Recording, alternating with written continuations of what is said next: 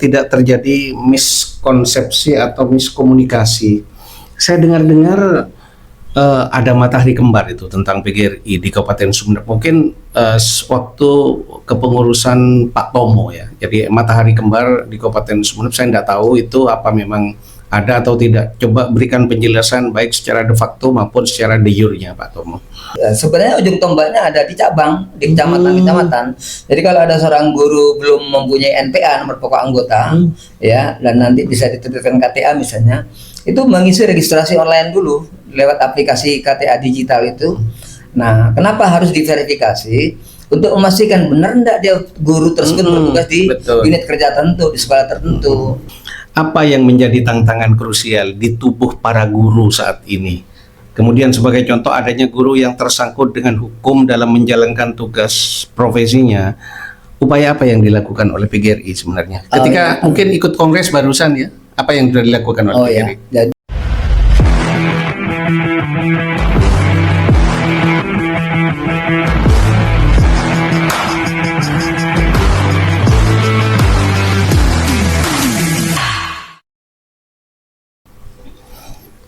Assalamualaikum warahmatullahi wabarakatuh, Pak Tomo.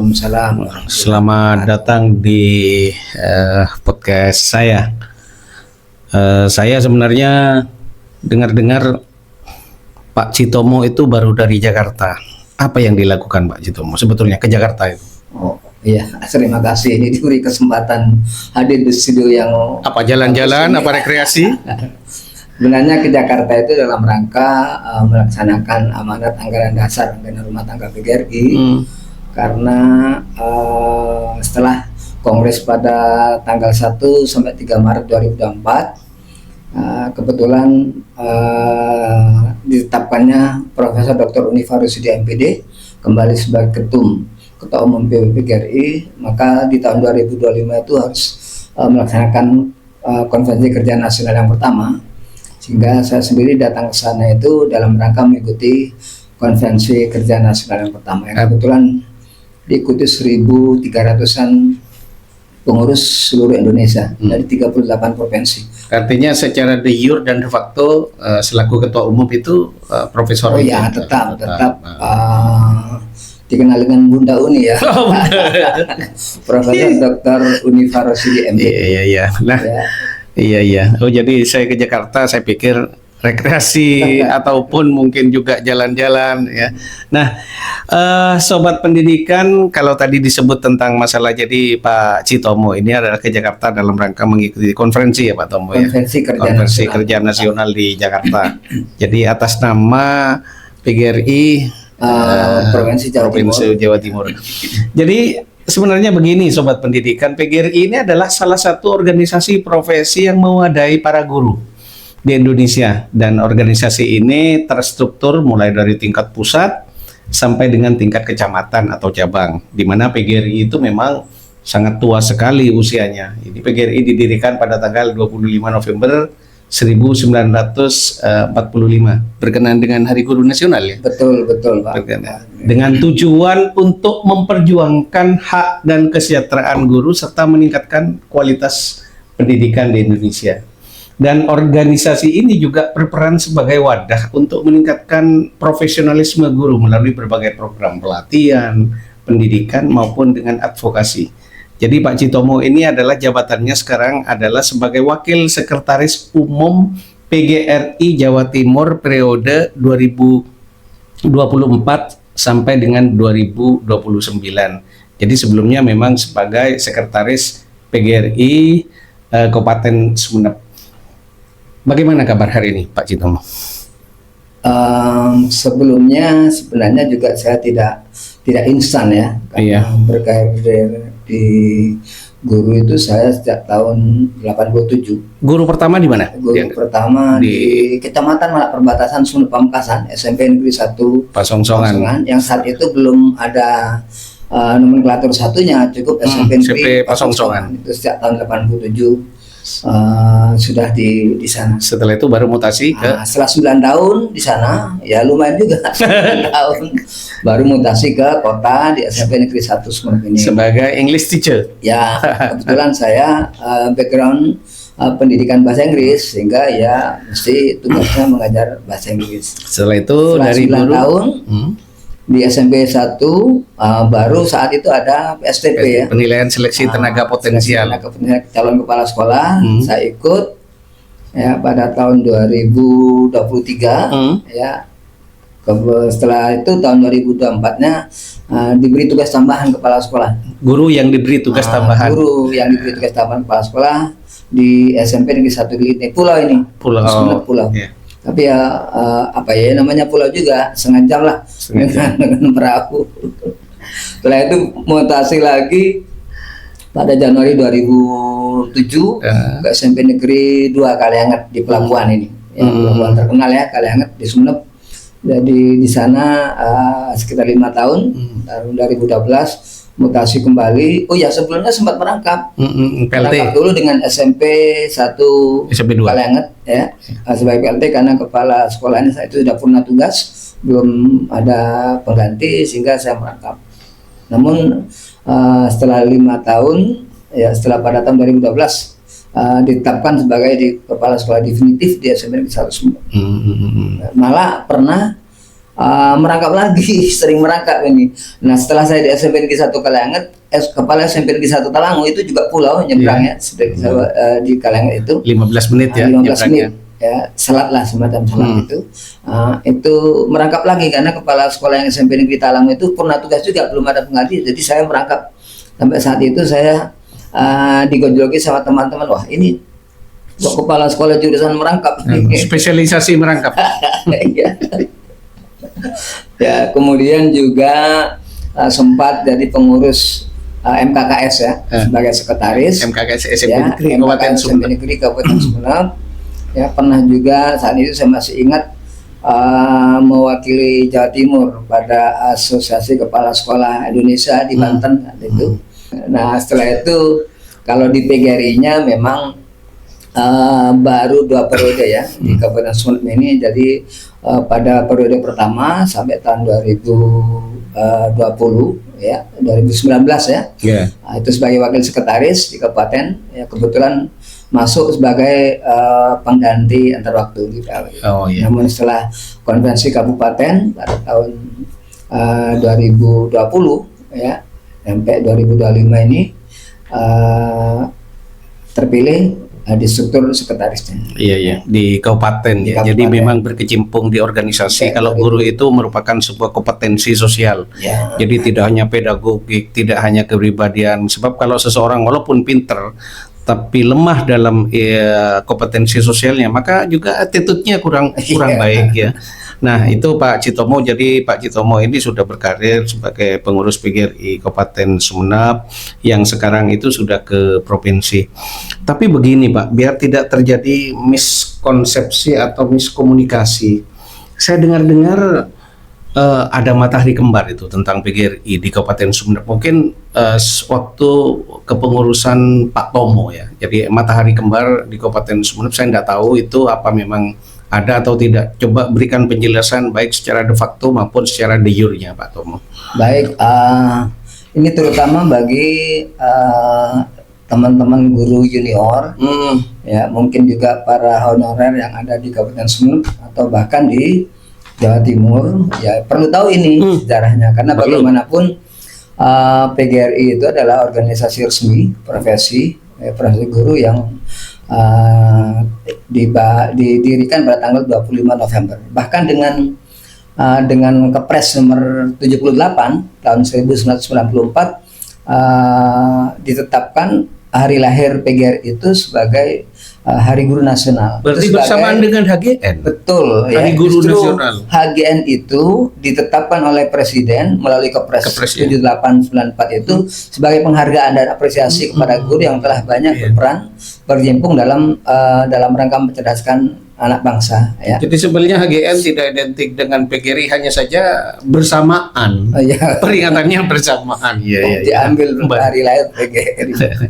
Nah kemudian di PGRI itu kan strukturnya memang berjenjang, mulai dari di pusat nasional itu namanya PP, pengurus besar, ketuanya itu ketua umum, tapi sekretarisnya namanya sekretaris jenderal. Sedangkan di provinsi Justru ketuanya itu ketua saja, ketua PGRI Provinsi Jawa Timur. Tapi sekretarisnya yang ada embel-embel umum nomenklaturnya, jadi sekretaris umum ya. Sedangkan di Mungkin ada juga di ADRT kan seperti itu. Biasanya di ADRT diatur. iya sudah ada di anggaran dasar anggaran rumah tangga. Kemudian yang tingkat kota kabupaten itu ketua dan sekretaris saja. Sama juga di tingkat cabang ya, cabang itu kecamatan. Untuk Kabupaten Sumeneb itu kan ada 27 cabang. Ada yang tanya lu kok 28 cabang ya, 27 kecamatan, satunya itu cabang khusus STKIP. Jadi boleh ya misalkan lembaga seperti SMA, SMK mendirikan cabang khusus gitu. Oh, boleh ya, apalagi dan ini sudah kemarin juga dibahas di Komkernas. Jadi karena SMA itu pengelolaannya ada di provinsi. Jadi teman-teman SMA itu membentuk cara bergabung menjadikan cabang khusus, khusus SMA. Ya. Jadi itu para sobat pendidikan.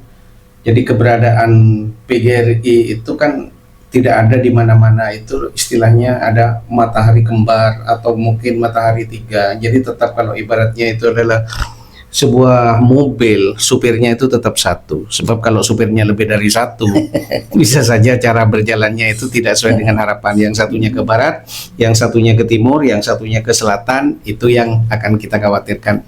Kemudian BPGRI sendiri sebagai organisasi yang terstruktur ya dari pusat sampai ke daerah, apa yang menjadi tantangan krusial di tubuh para guru saat ini? Kemudian sebagai contoh adanya guru yang tersangkut dengan hukum dalam menjalankan tugas profesinya. Upaya apa yang dilakukan oleh PGRI sebenarnya? Ketika mungkin ikut kongres barusan ya, apa yang sudah dilakukan oleh PGRI? Ya. Jadi banyak sebenarnya karena terkait dengan isu-isu terkini di mana guru ya tanda petik kadang terpepet karena adanya sikap-sikap dari orang tua murid mungkin yang tidak terima, mendisiplinkan. Sebenarnya bukan kekerasan kalau saya lihat. Jadi tanpa penegakan disiplin maka anak tidak akan berubah karakternya. Yang kadang ada guru yang sampai dilaporkan ke kepolisian. Itu sudah disiapkan dengan PGRI. Bahkan PB PGRI itu sudah menyiapkan naskah akademik. Ada upaya lah. Rancangan Undang-Undang Pelindungan Guru, yaitu salah satu upaya bagaimana guru di tubuh PGRI itu juga diupayakan pelindungan selama melaksanakan tugas pokok fungsi. Artinya undang-undang itu kan bersifat lex spesialis ya, sama dengan rekan-rekan jurnalis itu Undang-Undang 40 tahun 99. Artinya ketika mereka melaksanakan profesinya dengan catatan melihat tugas profinya berbeda dengan seorang guru misalnya kena pasal 480. Beda, 480 itu adalah penadah. Atau seorang guru dengan teman-temannya kena pasal 303 misalkan pada saat kegiatan judi. Itu di luar lex spesialis ya. Karena memang sebetulnya aturan itu di dalam Undang-Undang 14 2005 adalah salah satu pasal yang mengatakan bahwa pemerintah pusat, daerah maupun organisasi wajib melindungi profesi guru, akan tetapi tidak bersifat lex spesialis. Jadi mudah-mudahan upaya PGRI yang sudah melakukan kongres di Jakarta, kemudian membuat nota tadi konsep tentang undang-undang perlindungan guru ya. Naskah akademik. Naskah akademik sudah diajukan. Mudah-mudahan segera. Mohon doa restunya, insya Allah tetap dikawal. Oleh PGRI karena undang-undang ini yang jelas disetujui oleh pihak legislatif di pusat. Ya tentu berbeda dengan Kepres, kemudian mungkin juga Permen. Jadi kalau undang-undang itu disetujui oleh wakil kita, artinya kedudukannya itu memang legalitas formalnya itu lebih kuat. Nah kemudian bagaimana sebenarnya Pak Tom melihat kompetensi guru di era digital sekarang ini? Haruskah mereka itu selalu bertahan pada zona nyaman saja? Itu seperti apa sebetulnya PGRI melihatnya?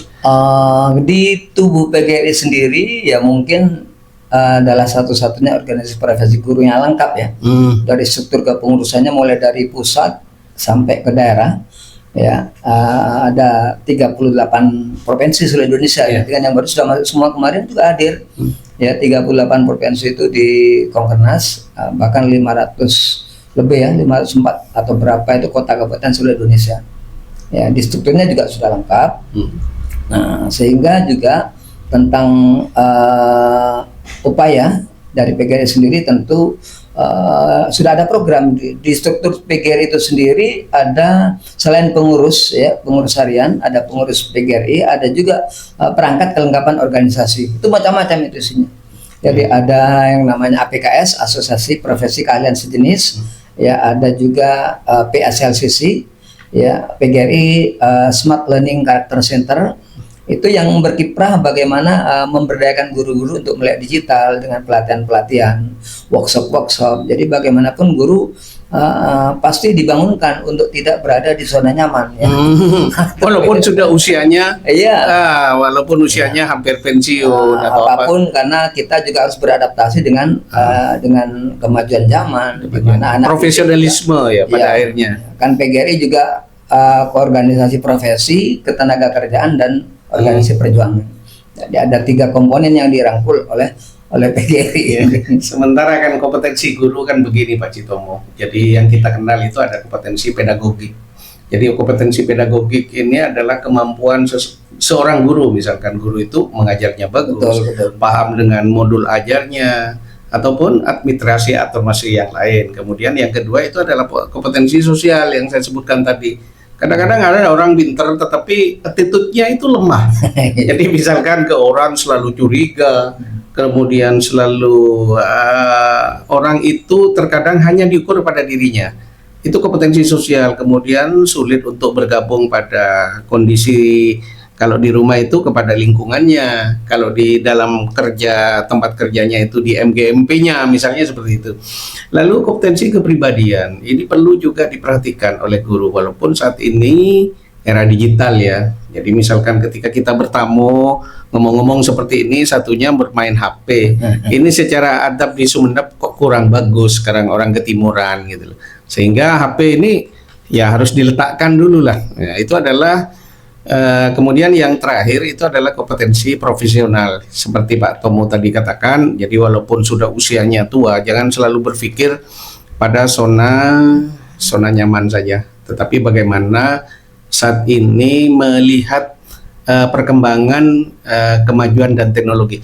Kemudian bicara tentang media sosial Pak Citomo. Media sosial saat ini telah menjadi sebuah lifestyle, gaya hidup. Banyak platform berupa teks, kita terjebak dengan ilusi ingin tahu seakan menguasai masalah keseluruhan. Padahal terkadang hanya berpikir secara parsial, artinya tidak utuh.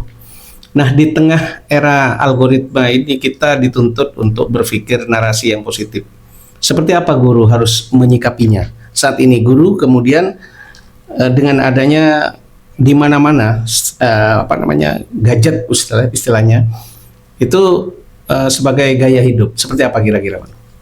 Memang agak pro kontra ya sebagian bagaimana penggunaan gadget dalam rangka di era digital, karena ada sekolah yang punya kebijakan memperbolehkan, ya, ada yang tidak memperbolehkan. Itu tergantung sebenarnya. Jadi sama-sama ada sisi positif negatifnya.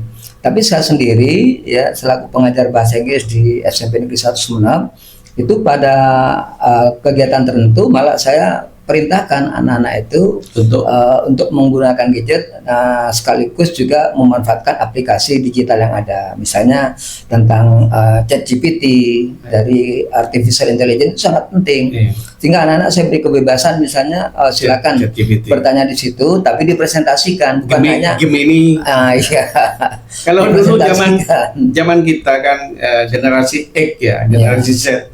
Itu kalau ingin kan masih melihat kamus ya, nyari kamus. Sekarang kan cukup di ChatGPT atau Gemini, itu sangat mudah sekali. Termasuk juga di PGRI sendiri kan sudah bertransformasi ya. Kartunya aja sudah KTA Digi istilahnya, KTA digital. Jadi di KTA-nya itu ada beberapa fitur-fitur yang bisa dimanfaatkan guru. Ada pelatihan, ada informasi apapun yang ingin diikuti untuk pengembangan kompetensinya. Jadi semua memberi akses kepada guru yang masuk di PGRI ini untuk memanfaatkan fitur-fitur yang ada. Jadi banyak sekali program di PGRI. Hampir sama dengan ini Pak Citomo, apa namanya, rumah pendidikan. Di situ kan ada ruang GTK dan lain-lainnya. Dan itulah jadi para guru-guru itu tidak hanya bertahan pada satu zona yang saya ketukan tadi, kata juga Pak Citomo, pada zona aman saja, tetapi bagaimana kita ikut mencerdaskan anak bangsa melalui sebuah teknologi. Kemudian Pak Citomo, dari beberapa hal atau mungkin ada harapan PGRI ke depan itu akan seperti apa, khususnya di Sumeneb khususnya, Ya. atau Jadi, PGRI di Indonesia umumnya. harapan PGRI terutama untuk para kader sendiri, anggota utamanya guru-guru junior, ya, guru yang baru diangkat P3K mungkin, Iya. ya, itu agar tidak terpengaruh dengan isu-isu bahwa PGRI kok ada dua matahari atau ada matahari kembar. Kepengurusan PGRI itu diatur dalam hukum, di SK oleh Kemenkumham. Ada yuridis formalnya. Ya, jadi Bunda Uni, ya, dikenal dengan begitu, Profesor Dr. Uni Farosidi sebagai Ketum PB PGRI 2024-2029 itu termaktub dalam nomor AHU Kemenkumham tanggal 8 Maret 2024. Jadi tidak ada di PGRI itu nomor AHU lain, karena pada dasarnya satu nomor AHU di Kemenkumham itu untuk satu kepengurusan untuk jenis yang sama. Jadi kalau ada yang mengklaim ada PGRI lagi, ya tidak mungkin lah. Kan sudah dibatasi dengan nomor AHU itu. Tahun 2000, tidak mungkin. Jadi nomor AHU itu berubah kalau ada perubahan struktur pengurus melalui kongres. Tapi kalau menurut saya boleh saja ada pengakuan, tapi itu kan secara de facto. Tapi secara de jure-nya kan sudah dibatasi. Bisa dilihat aja berkongres di mana, kegiatannya ada konferensi kerja di mana, strukturnya dari PB, atau kata mau mengklaim misalnya ada ketum juga atau ada ketua provinsi. Siapa itu kota kabupaten pengurusnya yang ada di situ? Artinya kalau saya coba tadi, karena saya juga anggota PGRI kemarin, jadi saya coba lewat aplikasi itu. Aplikasi apa namanya itu? KTA Digital. KTA Digital. Jadi ternyata juga tidak mudah langsung menjadi anggota PGRI. Pengurus kabupaten ternyata punya verifikasi, Pak. Oh ya. Jadi begitu saya lewat email saya, itu masih kita menunggu verifikasi. Ya, mungkin verifikasi itu dari admin namanya ya. Iya, dari admin. Admin pusat ada, provinsi ada, kota kabupaten. Sebenarnya ujung tombaknya ada di cabang, di kecamatan-kecamatan. Jadi kalau ada seorang guru belum mempunyai NPA, nomor pokok anggota, ya, dan nanti bisa diterbitkan KTA misalnya, itu mengisi registrasi online dulu lewat aplikasi KTA Digital itu. Nah, kenapa harus diverifikasi? Untuk memastikan benar enggak dia guru tersebut bertugas di unit kerja tertentu, di sekolah tertentu. Nah, setelah benar, karena juga ada kewajiban ya, kewajiban iuran mulai 2025 ini diatur dalam anggaran dasar. Ada RT-nya itu dari 6.000 naik 8.000 untuk anggota PGRI. Iya, setiap anggota. Itu pun iuran pokok apa iuran wajib? Iuran wajib ya, bulanan itu. Itu juga ada persentase. Jadi dari PB, provinsi, kabupaten, dan juga yang terbesar nanti dikelola oleh cabang dari sendiri. Itu harapan terkait dengan pemahaman tentang kepengurusan PGRI, biar tidak terjebak bahwa ada dualisme kepemimpinan. Tidak ada. PGRI hanya satu di Indonesia. Kemudian harapan lainnya terutama kepada guru-guru juga, karena bagaimanapun guru ya, termasuk saya juga guru, jadi harus punya kemauan untuk mengikuti beradaptasi dengan era digital ini. Mau tidak mau ya harus ke sana, karena tidak mungkin kalau tidak mengikuti ya digilas. Ya akan tertinggal. Termasuk anak-anak tadi sekolah sudah memfasilitasi ya, ya, Pak. Tidak bisa sudah memfasilitasi. Artinya tidak bisa anak itu tidak boleh. Kalau zaman saya itu tidak ada era digital atau tidak ada Android, kamu tidak boleh. Padahal Ali bin Abu Thalib mengatakan didiklah anak-anakmu sesuai dengan zamannya. Jadi kalau sekarang zaman digital, yang terpenting mewaspadai saja. Betul, karena teknologi itu tidak bisa sobat pendidikan dilarang. Seperti yang dilakukan di SMP 1.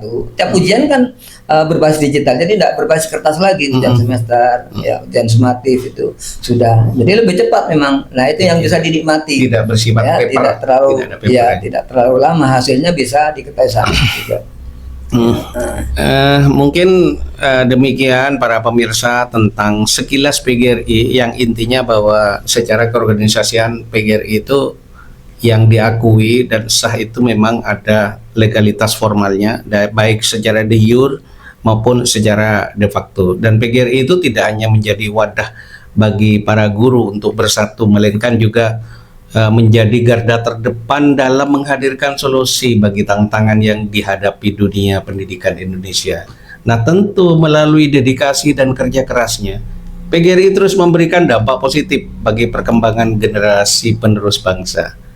Semoga PGRI ke depan, Pak Tomo, akan menjadi sebuah organisasi yang profesional, solid, serta bermanfaat. Ini yang penting, ya. Amin. Serta bermanfaat untuk memajukan pendidikan di Indonesia. Jadi terima kasih Pak Citomo Terima kasih. telah hadir di podcast Zulkifli Official. Selamat berjuang dalam membangun organisasi yang profesional serta bermartabat, tentu untuk kepentingan bangsa dan negara. Sekali lagi terima kasih Pak Citomo telah hadir dalam podcast saya, Ya. Zulkifli Official. Ya. Wassalamualaikum warahmatullahi taala wabarakatuh. Waalaikumsalam warahmatullahi wabarakatuh.